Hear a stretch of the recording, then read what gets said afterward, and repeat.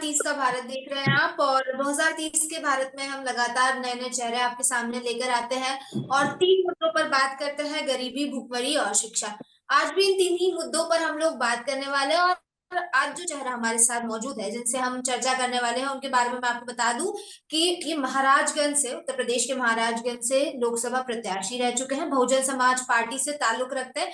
और इनसे हम गरीबी, भुखमरी, शिक्षा, नहीं, कुल मिलाकर 2030 के भारत पर चर्चा करेंगे। तो सबसे पहले तो मौसमी आलम जी, आपका बहुत बहुत स्वागत है। आप हमारे साथ इस चर्चा में जुड़े। शुरुआत करते हैं और सबसे पहला और सबसे अहम सवाल मैं आपसे बहुत बहुत पूछना धन्यवाद। चाहूंगी। जी, क्योंकि जैसे कि हम 2030 के भारत पर बात कर रहे हैं, मैं आपसे जानना चाहती हूँ कि आपके नजरिए में 2030 तक आप भारत को कहाँ देखते हैं? जैसे देखिए 2030 का जो भारत है उसके लिए सबसे मेन चीज तो ये है कि जो पॉलिटिकल एजेंडे हैं, जो भी पॉलिटिशियन है, उनके एजेंडे चेंज करने होंगे। आज हम लोग देख रहे हैं तो हमको जो दिखाई देता है वो ये है कि जो भाजपा है वो सरकार बनाने के लिए सिर्फ काम कर रही है। जो कांग्रेस गठबंधन है वो अपना अस्तित्व बचाने के लिए काम कर रही है। जो आप बोल रहे हैं कि भूखमरी, शिक्षा या बेरोजगारी, जितनी भी चीजें हैं, इसके ऊपर कोई भी पार्टियां ठोस तरीके से काम नहीं कर रही हैं। अगर यही स्थिति इन लोगों का रहा तो आगे का समय बहुत चिंताजनक होगा। और अगर हम लोगों ने इन एजेंडे को अगर जनहित में काम किया या अपने मुद्दों को चेंज किया तो जरूर आने वाला समय अच्छा होगा। अभी तक क्या, मैं जैसे आपके अगर जिले की बात करूं, महाराजगंज की बात करूं, तो क्या स्थिति है वहां पर? महाराजगंज में जो स्थितियां हैं वो, अगर मैं आपको बोलूं तो बहुत अच्छी नहीं है। क्योंकि वहां पे क्या है, शिक्षा का जो स्तर है वो बहुत पीछे है। मैं अगर आप लोगों को बता दूं, सरकार अगर सही ढंग से काम करती है तो उसे क्या करना चाहिए। अगर मैं सरकार में होऊंगा कभी तो मैं जरूर इस पे काम करूंगा। आज के समय में अगर शिक्षा को बढ़ाना है तो आपको सबसे पहले, आज आप देख रहे हैं कि जितने भी आईएएस ऑफिसर हैं देश के अंदर, 85% से ज्यादा आईएएस ऑफिसर, ये सभी लोग जो है सरकारी स्कूलों से पढ़ाई करके आए हैं। आज सरकारी स्कूलों में जो सैलरी होता है स्कूल अध्यापकों का, वो 50,000 के आसपास होता है। लेकिन लोगों के अंदर इस बात की जागरूकता नहीं है कि जिस प्राइमरी स्कूल में 1,000 रुपया फीस दे के वो लोग पढ़ाते हैं, जहाँ पे टीचर 10,000 रुपया पगार लेता है, वो क्या पढ़ाई करेगा। डेफिनेटली सरकारी जो स्कूल के टीचर हैं वह सिलेक्टेड हैं, बहुत अच्छे हैं। बच्चों को वहां पे भेजना चाहिए और सरकार को उसके इंफ्रास्ट्रक्चर्स को दुरुस्त करना चाहिए, तभी जाके बेहतर शिक्षा हो सकेगा। सर, आपने कहा कि सरकारी दूसरी चीज, स्कूल सर, आपने कहा सरकारी स्कूल्स जो है वहाँ के टीचर्स काफी ज्यादा अच्छे हैं और वहां पर भेजना चाहिए बच्चों को, ये बात आपने कही। लेकिन सवाल ये उठता है कि आखिर क्यों क्यों जनता सरकारी स्कूल्स पर भरोसा नहीं कर पाती? अगर हम बाहर उठ के निकले और किसी से भी बात करें तो मैं ये चीज कह सकती हूँ कि कोई भी पेरेंट अपने बच्चे को सरकारी स्कूल में भेजना नहीं चाहेगा जब तक कि उसकी बहुत मजबूरी नहीं होगी। तो आखिर ऐसी क्या वजह है? क्योंकि एक सरकारी चीज पे तो जनता का भरोसा और ज्यादा होना चाहिए, लेकिन उसके मैं बावजूद सरकारी चीजों पर भरोसा नहीं हो पा रहा है। क्या जाना चाहिए इसको? मैं आपको लोगों को यही चीजें बता दे रहा हूँ जितना मैंने देखा है और जो नोटिस किया है। मैं आपको बताऊं, मैं खुद सरकारी स्कूल से पढ़ाई किया हूँ और आज एक सक्सेसफुल बिजनेसमैन हूँ। एक जमीन स्तर से चढ़ के अगर मैं हजारों करोड़ की कंपनियां बना के रखा हूँ, एक पॉलिटिकल लीडर हूँ, तो डेफिनेटली मैं काफी सक्सेस हूँ। यही चीजें अगर सरकार जो है देश के अंदर बढ़ावा देती है, इन चीजों को लोगों के अंदर जागरूकता लाती है कि 85% से ज्यादा आईएएस ऑफिसर सरकारी स्कूलों से पढ़ाई किए हुए हैं। आपको जब आप वहां पे क्या सरकारी स्कूल में सिर्फ पढ़ाई होगी, आप चीजों को समझिए। लेकिन जब आपको प्राइवेट स्कूलों की बात होती है तो वहां पे सिर्फ और सिर्फ बिजनेस होता है। जब हमको हमारा फाइनेंस एडवाइजर जब बात करता है तो हमको बोलता है कि सर आप एक काम करिए, एक अच्छा सा स्कूल बनाइए, पैसा आपको बोरा भर के मिलेगा। तो आज जो मेंटलिटी है लोगों की या बिजनेसमैनों की, या इन्हीं चीजों को बढ़ावा दे रहे हैं। हालांकि अगर सरकार चाहे एक जागरूकता अभियान चलाए कि सरकारी स्कूलों में बच्चों को पढ़ाना चाहिए, तो डेफिनेटली सरकारी स्कूल में बहुत अच्छे टीचर होते हैं और बहुत अच्छी पढ़ाई हो सकती है। ठीक है। तो सर और देश का सिर्फ जागरूकता अभियान चलाने से क्या लोग अपने बच्चों को सरकारी स्कूल में भेजने लग जाएंगे? जो सरकारी स्कूल के हालात है इस वक्त वो सुधर जाएंगे सिर्फ जागरूकता अभियान चलाने से? नहीं, उसका इंफ्रास्ट्रक्चर ठीक करना होगा। आज के समय में जागरूकता अभियान के साथ साथ में उसका इंफ्रास्ट्रक्चर ठीक करना होगा। उसमें भी और अच्छे लेवल पे टेक्नीशियन चीजें वहां पे डालनी होगी जिससे बच्चे वहां जा सके। बहुत सी चीजें देखिए हैं जो सर, आसानी से किया जा सकता है। एक चीज आपकी बात से ये समझ में आ रही है कि आप आज ये कह रहे हैं कि सरकार का सरकारी स्कूलों में ज्यादा बेहतर, सरकारी स्कूल ज्यादा बेहतर है प्राइवेट स्कूलों से, आप यही कह रहे हैं ना? तो इसमें मैं मैं आप अभी सुबह ही एक खबर पढ़ रही थी, हालांकि 3 दिन पुरानी खबर है महाराजगंज की। उसमें आदेश दिया गया था 1 साल पहले, जो वहां पर शिक्षा के अधिकारी हैं उनको आदेश दिया गया था कि शिक्षकों के ऊपर ऑनलाइन तरीके से निगरानी रखनी है। लेकिन 3 दिन पहले की खबर ये सामने है कि शिक्षकों के ऊपर बिल्कुल भी ध्यान नहीं दिया रहा है।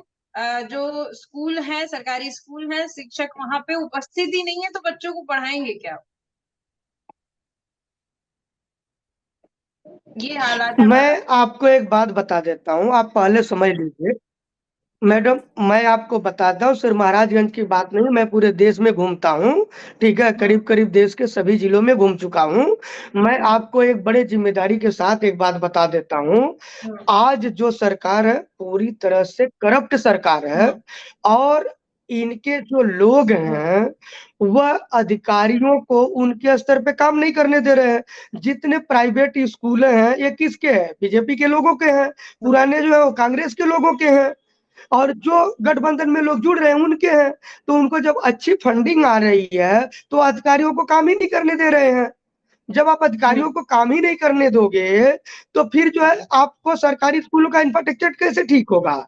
आपको मैं बता रहा ऑपोजिशन क्या हूँ, कर आप रहा है मेरे सर को वहां गलत पे? साबित कर दीजिए। आज देश के अंदर सरकार सरकार तो 85%। देखिए कुछ काम कर नहीं रही है, कहाँ पे? मान लीजिए ऑपोजिशन का भी तो कुछ भूमिका है ना। ऑपोजिशन क्या कर रहा है, विपक्षी दल क्या कर रहा है?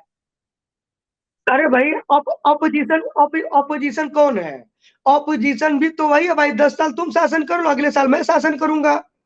देश मतलब के मिली अंदर भगत जो करके शासन जनता को है बेवकूफ वो बना क्या है? रहे 10 साल हमारा, 10 साल तुम्हारा। हैं।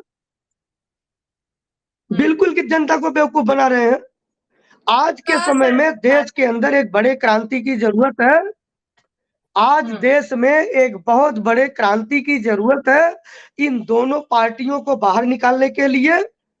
और मैं जरूर इसमें कोशिश करूंगा। और बहन जी भी बहुत अच्छे से इस स्किल्ड के ऊपर काम कर रही हैं। आने वाले समय में हम लोग इसको बेहतर बनाने की कोशिश करेंगे। आप अगर न्यूज सर में अभी किसकी सुने बात कर रहे होंगे, हैं आप? नाम ले पाएंगे क्या? बहन जी किस को बहन डिनोट मतलब कर? बहन कुमारी मायावती जी की बात कर रहा हूँ।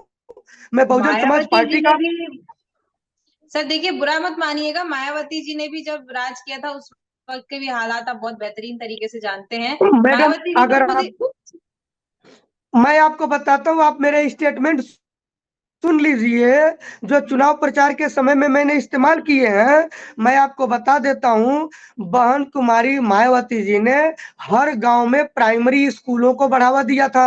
आपको अच्छी तरह से बात पता होगा। वो इसलिए दिया क्योंकि आज क्या हो गया जानती हैं आप? आज सरकारी स्कूल जो है ग्राम प्रधान के रिश्तेदारों के लिए अलर्ट है। शादी के लिए आपको फंक्शन करना है तो आपको सरकारी स्कूल में करना है। नेताओं का कोई फंक्शन करना है तो सरकारी स्कूल में करना है। तो यह सभी चीजें, इसके लिए तो स्कूल नहीं बने थे। स्कूल तो बिल्कुल शिक्षा के क्षेत्र को बढ़ावा देने के लिए बने थे।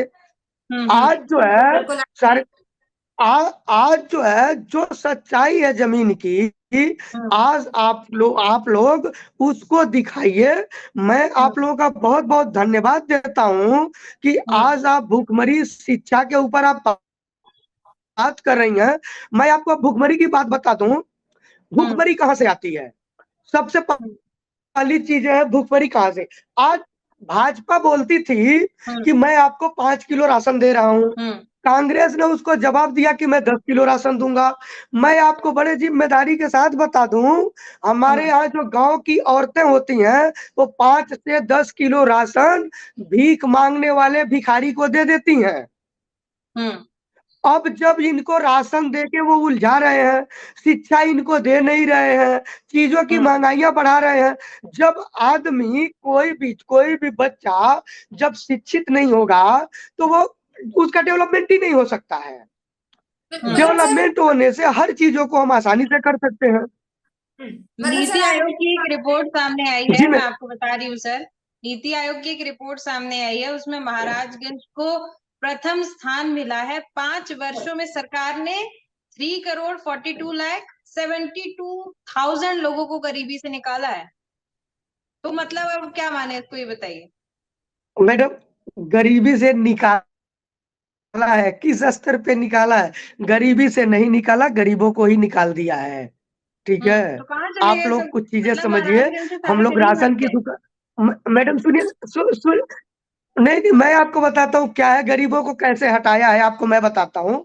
राशन की दुकान पे 100 रुपए का राशन लेने के लिए 50 रुपए का पेट्रोल डाल के बाइक लेके आदमी जाता है राशन लेने को। आप समझ रहे हैं इस बात को? बाइक लेके 50 रुपए का तेल डाल के आदमी 100 रुपए का राशन लेने के लिए राशन की दुकान पे जाता है। इन्होंने क्या किया, उन लोगों के ऊपर राशन देना शुरू किया जो भाजपा के कार्यकर्ता थे, जो इनके लिए दलाली करते हैं। इन लोगों के नामों को डाल दिया और गरीबों को हटा दिया। अच्छा, मतलब सर आप ये कह रहे हैं कि गरीबी सरकार खत्म नहीं हुई। मतलब आप ये मान रहे हैं ना कि सरकार ने कुछ नहीं किया। आपको सरकार का क्या काम दिखाई देता, आप मेरे को बता दीजिए। मुझे महंगाई के अलावा कुछ भी नहीं दिखता है। मतलब आप ये मान रहे हैं कि सरकार ने जनता के भले के लिए आज भी सरकार ने ना पक्ष ने ना विपक्ष ने, ये चीज आप कह रहे हैं ना। आपने ये कहा था कि ऑपोजिशन और जो सरकार सत्ता में बैठी है दोनों मिलकर के काम कर रहे हैं, 10 साल आप 10 साल में, है ना? ये चीज, ये आपके शब्द थे, मैं मतलब मानू इस चीज को, है ना? ऐसे ही है ना मैडम, ऐसे ही है बिल्कुल। आप आगे भी देखिए, अभी सरकार ज्यादा से ज्यादा 6 महीने के अंदर चेंज हो जाएगी। ठीक है सर, आपकी बात मान लेते हैं। अगर आपने कह रहे कि सरकार ने कुछ नहीं किया, ना सत्ताधारी पक्ष कुछ कर रहा है ना विपक्ष कुछ कर रहा है, तो देखिए सरकार तो कुछ नहीं कर रही। ठीक है, अब ये बात मान लेते हैं। इतने साल हो गए, 75 साल हो गए आजादी को। आजादी के बाद से यही चीजें लगातार चली आ रही है। कोई भी सरकार आए धरातल पर काम होते हुए दिखाई नहीं दे रहा। तो सरकार पर तो एक तरह से मुझे लगता है कि हमें आंख बंद करके डिपेंड रहना छोड़ देना चाहिए ना। फिर अगर सरकार कुछ नहीं कर रही है तो फिर आम जनता क्या कर रही है? अगर मैं आपसे पूछूं, जैसे आपने कहा कि आपका करोड़ों का बिजनेस है ना, करोड़ों की कंपनियां आपने खोल रखी है, मैं तो आपके द्वारा मैं आपको आपके द्वारा इस दिशा में मैं अभी मैं हाँ, मैं आपको बता देता हूँ। मैं महाराजगंज के अंदर अभी 5.5 एकड़ जमीन लिया चुनाव हारने के दूसरे दिन, और उसके अंदर मैन्युफैक्चरिंग यूनिट को, इंडस्ट्री को बैठाने के लिए मैंने उसका डॉक्यूमेंटेशन कर रहा हूँ। नवंबर के महीने में उसे चालू करूंगा। हमने बोला था 5 लाख लोगों को मैं रोजगार दूंगा अगर मैं चुनाव जीतता हूं तो, और 50,000 लोगों को सरकारी नौकरी दूंगा। लेकिन वो नहीं हो पाया, मैं चुनाव हार गया। फिर भी जो लोग मुझे वोट दिए, तो ही क्यों देंगे? चुनाव जीते बिना नहीं दे सकते हैं क्या आप? मैं उस दिशा में काम कर रहा हूँ कि भारतीय जनता पार्टी या कोई भी ऑपोजिशन पार्टी जो है वो 5 किलो राशन दे रही है, 5,000 रुपए दे रही है, तो दूसरा वाला 10,000 रुपए दे रहा है। आप भी तो वही कर रहे हैं कि मैं जीतूंगा तो मैं इतनी नौकरियां दूंगा, बिना जीते देके। हाँ, मैं तो बिना जीते दिया हूँ। आज के डेट में मेरे पास 2000 से ज्यादा वर्कर काम करते हैं। आज के डेट में 2000 क्या चीज? तो सरकारी नौकरी मेरे सिग्नेचर से तो होगा नहीं ना। सरकारी नौकरी तो मेरे साइन से नहीं होगा, मैं तो प्राइवेट हाँ। नौकरी ही दे सकता हूँ लोगों को, वो तो मैं दे रहा हूँ, इंडस्ट्री बैठा रहा हूँ, इंडस्ट्री के अंदर लोगों को कारोबार दूंगा, हम्म वो दे मैं रहे तो वही करूंगा, वो मैं कर रहा हूँ। बिल्कुल ठीक है, वो चीजें सामने दिख रही हैं। लेकिन जब हम जैसे आपके जिले की बात कर रहे हैं, महाराजगंज जिले की बात कर रहे हैं, जैसे ही आप खुद जब आप पढ़ते होंगे, न्यूज अपडेट्स पढ़ते होंगे, तो आप महाराजगंज के बारे में अगर जानने की कोशिश करेंगे ना, तो उसमें साफ दिखा रहा है कि महाराजगंज आज की डेट में सबसे बेहतरीन बन चुका है। शिक्षा के क्षेत्र में, गरीबी के क्षेत्र में नीति आयोग की रिपोर्ट बता रही है। आप कह रहे हैं कि कुछ भी नहीं हो रहा है, तो यहाँ ये जनता सब तो असमंजस में फंसी। ये आयोग किसका है? आयोग को मॉनिटरिंग कौन करता है? वही मैं कह रही हूँ कि नीति ये आयोग पे चलिए सभी आयोग, भरोसा कोई कर आपको नहीं रहा है। आपको सुनिए ना मैडम, आप सुनिए ना, आप लोग यह बात बढ़िया से जानते हैं, जहाँ पे सीएम तक सेफ नहीं है जिस देश के अंदर, भ्रष्ट है, नो डाउट भ्रष्ट है, लेकिन अगर सीएम जेल में चला जाता है, सभी आयोग जो है सरकार इस्तेमाल कर रही है, तो नीति आयोग भी तो पूरी तरह से सरकार के कंट्रोल में है, वो सही काम कैसे कर सकती है? आप जमीन पे घूमिए, सुनिए, मैं आपको बताता हूँ, मैंने पूरे जिम्मेदारी के साथ जितने भी न्यूज दिए हैं, सभी वाइट्स के अंदर मैंने बताया है कि आप मेरे साथ घूम लीजिए, मेरी गाड़ी अगर आगे चलेगी तो पीछे की जो गाड़ियां हैं वो धुंध से दिखाई नहीं देती हैं। यह है रोड का वहां पे इंफ्रास्ट्रक्चर। हर साल जो है कम से कम हजारों एकड़ गेहूं की फसल जलती है महाराजगंज के अंदर। मैंने डीएम साहब को बोला कि गेहूं की फसल तैयार होने से पहले आप नहरों में पानी छोड़ दीजिए, मानसून ठंडा हो जाएगा, और अगर मानसून ठंडा नहीं भी हुआ, आग लग भी गया, तो उस पानी की मदद से गांव के लोग आग को बुझा लेंगे। लेकिन उन्होंने ऐसा नहीं किया। आज हजारों एकड़ खेतियां जल जा रही हैं, आप बोल रही हैं कि वहां पे सरकार ने काम किया है। अब बताए वो जो हमको, अब देखिए सामने जो नीति आयोग के रिपोर्ट से आंका जा रहा है, उससे तो ये समझ में आ रहा है, लेकिन वास्तविक स्थिति जानना था, इसलिए हम आपसे जुड़े, आपसे जान रहे हैं। चलिए मान लीजिए कि आप चुनाव जीत गए, मायावती जी बहन की सरकार आ गई, उसके बाद महाराजगंज को कैसे बदलेंगे? क्योंकि अभी तो हालत बद से बदतर है, हर जगह महाराज हाहाकार सुन मचा लीजिए, हुआ है। मैं आपको बड़े जिम्मेदारी के साथ एक बात बता देता हूँ। महाराजगंज डिस्ट्रिक्ट बनने के बाद वहां पे आपको पता है मुख्यालय नहीं था। बहन जी की जब सरकार बनी, हमारे यहाँ पे एक भी एमएलए उनका नहीं था, एक भी एमपी उनका नहीं था, कभी भी बसपा का एमपी आज तक नहीं हुआ महाराजगंज में। जो महाराजगंज के अंदर में अगर बहन कुमारी मायावती जी के विकास कामों को अगर हटा दिया जाए, तो 5 भी ऐसे बिल्डिंग नहीं है जो किसी दूसरी सरकार ने किया हो। यह महाराजगंज की स्थिति है। अभी शिक्षा के क्षेत्र की अगर आप बात करेंगी, तो बहन कुमारी मायावती जी की सरकार में आप लोगों ने देखा होगा, उर्दू अरबी जो यूनिवर्सिटी है लखनऊ के अंदर, वो बहन कुमारी मायावती जी ने बनाया था। उनके सरकार में हाँ, ये लखनऊ में जो है बहन कुमारी मायावती जी ने बनवाया है। ठीक है, इसके बाद मैं आपको बता देता हूँ, आपको नहीं लगता सर कि समुदाय स्पेसिफिक पार्टी चली जाती है? नहीं ऐसा नहीं है। देखिए समुदाय पर नहीं, आपको मैं बताता हूँ, बहुजन समाज पार्टी का जो नारा है, सर्वजन हिताय सर्वजन सुखाय, और इसके ऊपर पार्टी ने काम किया है। आज तक जितने टिकट दिए एमएलए एमपी या किसी के लिए, सभी के लिए दिया है। इसके अलावा जब सरकार बनी तो मिनिस्ट्री में भी सबको इन्वॉल्व किया है। कोई भी ऐसा धर्म और जात का आदमी नहीं है जो इस पार्टी में नहीं होता था, भाजपा की तरह। ठीक है, तो इसको जो है ना सिर्फ बदनाम किया जाता है, क्योंकि सबको पता है कि बहन कुमारी मायावती जो है वो दलित समाज की हैं। अगर वह देश की मुख्यमंत्री या प्रधानमंत्री बनती हैं, तो आज के समय में जो लोग हैं, जो अलग अलग पार्टियों के लोग हैं, ये लोग उसको एक्सेप्ट नहीं करना चाहते हैं कि एक दलित समाज की महिला जो है आज जो है मतलब प्रधानमंत्री बने। नहीं तो मैं आपको बता देता हूँ, जो इन्होंने अभी इस चुनाव में जो गलतियां हुआ, उत्तर प्रदेश में जो है मतलब उत्तर प्रदेश में संविधान खतरे में था। लेकिन बाकी के स्टेट में संविधान खतरे में नहीं था, वहां पे इस मुद्दे को नहीं बढ़ाया गया। संविधान खतरे में होने की बात सुन के दलित और मुस्लिम डरता है, और उस डर का इन्होंने फायदा उठाया। बहन कुमारी मायावती जी को इसका खामियाजा भुगतना पड़ा। हम लोगों ने बहुत मेहनत किया, लेकिन उस मेहनत के साथ साथ में संविधान के खतरे का जो डर था लोगों के अंदर, उसको निकाल नहीं पाए।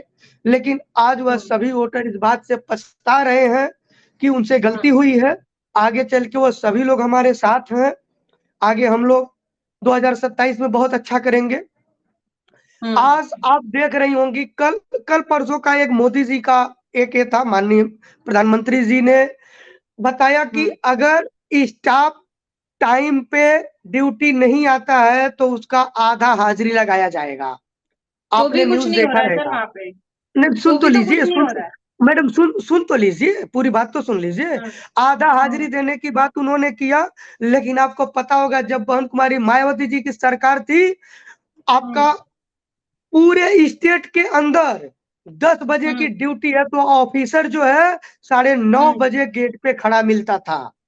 ये था बहन कुमारी मायावती जी का सरकार चलाने का तरीका। अच्छा, तो आप समझिए। चलिए, आप मायावती जी की बहुत तारीफ कर रहे हैं। मैं एक चीज आपसे जानना चाह रही हूँ कि बहुत पढ़ी लिखी हैं, आपने तारीफ की, बहुत अच्छा काम भी करती हैं, तो भी भाषण देते वक्त तो पढ़कर भाषण देती हैं, इसके पीछे की क्या वजह है? देखिए क्या होता है, उनका जो भाषण है, स्पीच देना, लिख के बोलना, दरअसल क्या होता है कि बहुत से लोग ऐसे होते हैं जो बात करते करते थोड़ी सी बातें इधर उधर जाती है और लाइन अप नहीं हो पाता है। तो बहन कुमारी मायावती जी की सोच एकदम क्लियर है कि जो हमारा संदेश लोगों के पास जावे वह पूरी तरह से निरीक्षण करके ही जावे, कोई गलती न हो। उन्होंने डॉक्यूमेंटेशन को बहुत ज्यादा प्रायोरिटी दिया हुआ है शुरू से लेके आज तक, और इसीलिए वह जो डॉक्यूमेंटेशन पे भरोसा करती हैं और वह देखकर बोलती हैं। सर, आप चुनाव लड़े थे ना इस बार, हम्म। तो हार गए, हाँ, तो जीत क्यों नहीं पाए? सर, काम किए होते तो जीत जाते। मैडम काम आदमी कैसे करेगा, आप पहले समझ लीजिए। मेरे यहाँ पे काम काम करने के लिए कैसे तो पहले करेंगे? मुझे, मैं आपको बता रहा हूँ ना, मुझे महाराजगंज जिले में काम करने के लिए तो पहले मुझे कमाना पड़ेगा ना, और कमाने के लिए महाराजगंज में इंडस्ट्री नहीं है। इस वजह से आप भी मुझे तो मुंबई जाना पड़ा। और जब मैं मुंबई जाके कमाया तो कमाने के बाद अब वहां पे जो खर्चा है वो मैं कर रहा हूँ। मायावती जी ने तो बहुत काम किया पहले का, तो आपको तो मेहनत करने की जरूरत ही नहीं पड़नी चाहिए ना। आपको बताए ना, लोग गुमराह हो जाते हैं ना, जनता जो है गुमराह होती है, उनको आसानी से लोग गुमराह कर लेते और हैं। गुमराह कौन करता है सर? जो चोर बदमाश लोग हैं वही लोग करेंगे। गुमराह आपको पार्टियां ही अच्छी तरह से करती हैं। पता होगा, ईमानदार आदमी कभी किसी को गुमराह नहीं करता। आप बढ़िया से बात को समझ लीजिए, आप कह साइकोलॉजिकल चीजें हैं। चुनाव कह रहे जनता गुमराह हो जाती है। इस बार उत्तर प्रदेश का जो लोकसभा चुनाव का नतीजा आया है उसमें साफ समझ आ रहा है कि जनता को गुमराह किया गया है या नहीं। ऐसे कैसे आप कह रहे हैं जनता गुमराह हो जाती है? नहीं नहीं, गुमराह तो हुई है, पूरी जनता जो है गुमराह हुई है। कैसे आपको गुमराह? संविधान का डर दिखाया गया, जबकि जो पार्टी संविधान की डर दिखा रही है, आपको अच्छी तरह से पता होगा कि कम से कम करीब करीब 100 टाइप ऑफ जो है ना संविधान में छेड़छाड़ कांग्रेस सरकार में 70 साल में किया गया है, जबकि भाजपा के सरकार में 10 बार छेड़छाड़ किया गया है। फिर भी संविधान का खतरा दिखा रहे हैं वो लोग। वो ठीक है तो सर, आप चलिए, अब बताइए। मैं मान ली कांग्रेस पार्टी खराब है, भारतीय जनता पार्टी खराब है। मैं एक चीज आपसे जानना चाहूंगी, आज की डेट में अगर बहुजन समाजवादी पार्टी को पूरा देश संभालने का जिम्मा मिल जाए तो क्या आपको लगता है कि आपकी पार्टी पूरा देश संभाल पाएगी? क्या उस लेवल पे मैं, पहुंच चुकी है कि पूरा देश संभाल मैं, पाएगी, और भी मैं, पार्टियां काम नहीं कर पा रही हैं उससे भी अच्छा आप काम करके दिखाएंगे? मैं आपको 100% पूरी जिम्मेदारी के साथ और पुरानी सरकार चलाने के नतीजों को सामने रखकर आपको बता सकता हूं कि बहन कुमारी मायावती जी से बेहतर सरकार चलाने के लिए हिंदुस्तान में कोई लीडर है ही नहीं। सर, सभी पार्टी के नेता यही बोलते हैं। देखिए, आप मैडम आपने पार्टी के देखा नेता होगा, हैं तो ऐसी ही मैडम तारीफ कर रहे मैडम हैं। आपने आपने 2007 के बाद से जो बसपा की सरकार जब रही है तो आपने देखा होगा कि किस तरह का गवर्नेंस था देश के अंदर, स्टेट के अंदर। एक भी दंगे फसाद नहीं हुए, कोई जातिवाद नहीं हुआ, सभी धर्म के लोगों को सम्मानित किया गया। हर क्षेत्र में जो प्राइमरी स्कूल है उनको हर गांव में बनाया गया। दलितों का पूरा सम्मान होता था। जनता विश्वास ही नहीं कर रही है ना इस बार के चुनाव में, फिर आपको मिल गई होती सीटें, क्यों नहीं मिल पाई? आप समझिए, सीटें नहीं मिलना। भारतीय जनता पार्टी कहते हैं ना कि गुमराह किया गया। भारतीय जनता पार्टी का राम मंदिर के नाम पे लोगों का वोट, लेकिन आप देखिए युवा वोटर हमेशा उसी को वोट देगा जिसको समझ पाएगा कि नहीं हमारे लिए काम कर रहे हैं। आपने भारतीय जनता पार्टी को देखा उत्तर प्रदेश में कैसे डगमगाई बीजेपी की स्थिति।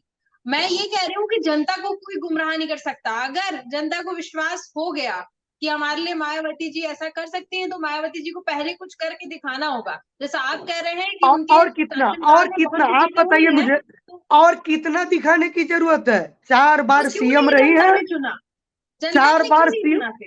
जनता जो है, जनता अगर नहीं चुनी है तो उसमें जो है ये चोर बदमाश लोग जो हैं, इन लोगों ने उनका मिसयूज किया, उनको गुमराह किया। आप समझिए ना चीजों को। संविधान का खतरा है क्या? आप जो पढ़ी लिखी हैं, आप संविधान को जानती हैं। संविधान बदला जा सकता है क्या देश का? पूरी क्रांति आ जाएगी देश के अंदर। देश के अंदर इतनी क्रांति आ जाएगी कि रोड पे लोग खड़े हो जाएंगे। बसपा खत्म नहीं हुई है, संविधान को कभी मिटाया नहीं जा सकता है देश से। और इस बात का डर दिखाकर लोगों को, अनपढ़ लोगों को गुमराह किया गया। चलिए, मायावती जी की आपने बहुत तारीफ करी। मायावती जी के बाद आपके सबसे पसंदीदा नेता किसको आप मानेंगे, ये बताइए।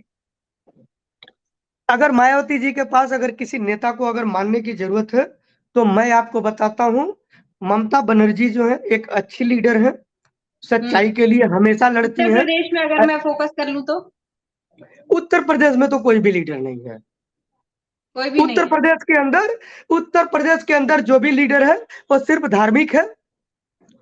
उनको धार्मिक होने के अलावा और कुछ भी नहीं करना है। आज के समय में जितनी भी पार्टियां हैं वो सभी पार्टियां और सभी लीडर वो अपने अस्तित्व की लड़ाई लड़ रहे हैं। जनता के लिए कोई लड़ाई नहीं लड़ रहा है। जमीन के ऊपर कोई भी जनता की लड़ाई नहीं। आप लोग जीते और जनता के लिए बहुत कुछ करें। मैं आपको यकीन दिलाता हूं, आने वाले समय में मैं जरूर जीतूंगा। और सभी नेता दिलाते हैं। बहुजन समाज पार्टी को पूरी मजबूत करूंगा और देश के अंदर उसको हर जगह पे ज्यादा से ज्यादा सीटें जितवा के सरकार में लाऊंगा। योगदान दे पाएंगे, मुझे ये बता दीजिए। किसमें? 2030 के भारत के लिए आप क्या योगदान कर पाएंगे अपनी देखिए, 2030 के भारत के लिए मैं सरकार को चिट्ठियां लिख रहा हूं कि आप लोग सरकारी स्कूलों के इंफ्रास्ट्रक्चर को डेवलप करिए जिससे शिक्षा बेहतर हो। बताइए सर, सरकार को साइड हटाइए, अभी सरकार तो कुछ नहीं कर रही। इंडिविजुअल जो है, आप समझ लीजिए, मैं एक इंडस्ट्रियलिस्ट हूँ, मैं इंडस्ट्री को बढ़ावा दूंगा। और इसके अलावा जो मेरे पार्टी के लोग हैं या जितने भी हैं उनकी सदस्यता बढ़ाई जाएगी, उसके ऊपर काम किया जाएगा। इनके लिए अलग से अभी लीगल एडवाइजर रखे जाएंगे। सरकारी अनुदान। पार्टी के लोगों के बारे में नहीं जानना चाह रहा, आम जनता के बारे में जानना चाह रहा। आम जनता के लिए आप क्या करेंगे? मैं आपको तो बताया, मैं जनता के लिए जो है मैं कल्चरल चीजें भी करता हूँ, मैं मूवी बनाता हूँ। तो एक थोड़ा सा अपना कैमरा ठीक कर लीजिए, आपका क्या आधा फेस आ रहा है फ्रेम में। जी मैडम, बताइए। ठीक है, हो गया। देखिए, आपको मैं बता देता हूँ, हमारा जो जिम्मेदारी जनता के लिए है वो वही है कि ज्यादा से ज्यादा मैं एम्प्लॉयमेंट को बढ़ावा दूं, लोगों को रोजगार मिले, जिससे लोगों को रोजगार मिले। और शिक्षा के क्षेत्र में मेरा एक फाउंडेशन है, मासमे फाउंडेशन, जो हायर एजुकेशन के लिए फंडिंग करता है। एक्सीडेंटल मेडिकल प्रॉब्लम्स के लिए मैं कुछ हॉस्पिटल्स के साथ बात कर रहा हूं कि अगर कोई भी हॉस्पिटल है उन जो एक्सीडेंट हो रहे हैं उनको इमीडिएट बेसिस पे उनका इलाज किया जाए। अगर वह तुरंत पैसे नहीं देता है तो उसके लिए मेरे फाउंडेशन का चेक बैंकों के पास होगा। बिटवीन 7 डेज पेमेंट नहीं मिलने से वो मुझसे रिकवर कर सकते हैं। मैं इसके ऊपर भी काम कर रहा हूँ, क्योंकि एक्सीडेंट एक्सीडेंट एक ऐसी चीज है, एक एक मिनट का जो समय महत्वपूर्ण होता है आदमी का जान बचाने के लिए। बिल्कुल ठीक है। तो मैं मतलब इस हम तरह का आपकी भी तरफ से सोशल ये वर्क में उम्मीद काम करें कर रहा कि हूँ। आप जो बेरोजगारी है उसको खत्म करने में आपका 2030 में ये बहुत बड़ा योगदान रहेगा, यह मान के चलते हैं। जी बिल्कुल मैडम, जरूर होगा। मैं आपको यकीन दिलाता हूँ 2030 तक कम से कम 50,000 के आसपास वर्कर हमारे साथ होंगे। चलिए, बहुत जी बढ़िया सर, बहुत बढ़िया, बहुत बहुत धन्यवाद सर हमारे साथ जुड़ने के लिए। बहुत बहुत धन्यवाद जी सर आपका। मैडम, 2030 में धन्यवाद। आपने यकीन दिलाया, 2027 में आपने कहा है कि आप जरूर जीतेंगे, ऐसा आपने यकीन दिलाया, तो 2030 में आपसे 2027 में मैडम मैं नहीं जीतूंगा, कि मैं चुनाव नहीं लड़ूंगा। आप समझ लीजिए, पार्टी जरूर जीतेगी और पार्टी को जिताने के लिए मेरा जितना योगदान की जरूरत है मैं जरूर करूंगा। चलिए बिल्कुल ठीक है। सर, फिर जुड़ेंगे हम, फिर आपसे चर्चा की जाएगी 2030 में, और जैसा आपने कहा है कि आप ये योगदान देंगे तो आपसे बात की जाएगी उस वक्त। अभी आपका बहुत बहुत धन्यवाद, आप हमारे साथ जुड़े और तमाम चर्चा की आपने। धन्यवाद सर। धन्यवाद सर, धन्यवाद। तो जिस तरह से आपने देखा, मोहम्मद मौसमी आलम जी हमारे साथ जुड़े थे महाराजगंज उत्तर प्रदेश से, कई सारी बातें की, और हालांकि उनके द्वारा कहा गया है कि 2030 तक इंडस्ट्रियलाइजेशन के क्षेत्र में और बेरोजगारी दूर करने के क्षेत्र में वो कई सारे कार्य करेंगे। तो 2030 में उनसे फिर मुलाकात होगी और उनसे बात होगी, और हम फिर लौटेंगे आपके सामने ऐसे ही कुछ नए चेहरे लेकर, और उनसे भी इन्हीं मुद्दों पर बात होगी कि आखिर 2030 में देश की स्थिति क्या होगी, और जो खुशहाल देश है, जो 2030 के भारत का सपना है, वो कैसे साकार होगा।